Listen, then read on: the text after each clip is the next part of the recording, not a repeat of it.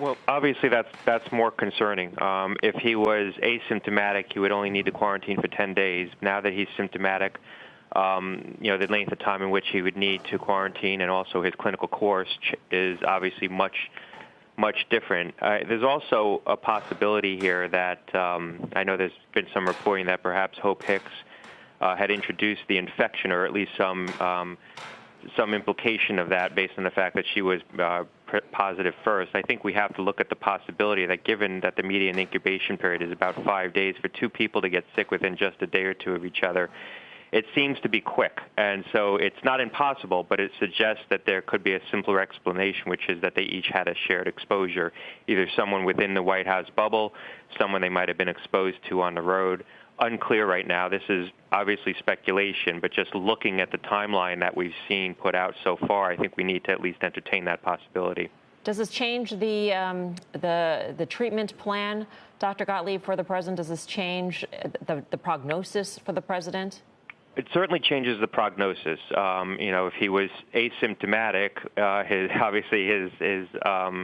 his recovery would be more clear. Now that he's symptomatic, we don't know which way the infection is going to turn. This starts off as milder symptoms. It progresses pretty rapidly, and a lot of patients who are going to have a bad outcome from it. I think it does change how they think about treating him now that he's potentially symptomatic, and it's based on reporting from the New York Times. I trust the source, but it hasn't been confirmed by the White House. But assuming that the reporting is accurate, I think it does raise the possibility that they would want to start some of the drugs that are available that are being used in symptomatic patients. And we talked earlier about remdesivir. That would be the most obvious. That's being used pretty widely in symptomatic patients, people who are more sick than what the president appears to be right now. But I don't think it would be unreasonable to introduce that earlier in the setting of the president of the United States.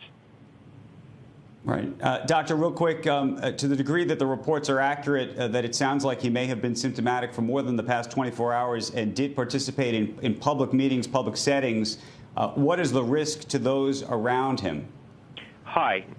So the period in which you're most contagious is about 24 hours before the onset of symptoms. And so if he's been symptomatic for, let's say, 48 hours, and we don't know right now, but let's just assume he's been symptomatic for 48 hours, you would want to go back, at least a couple of days from the point at which he had the onset of symptoms and look at that period of time, because that could be the period of time in which he was most contagious.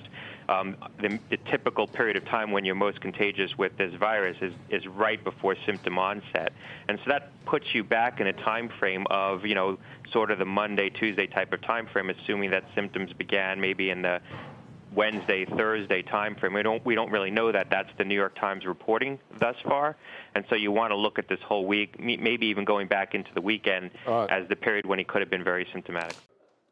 Shepard Smith here. Thanks for watching CNBC on YouTube.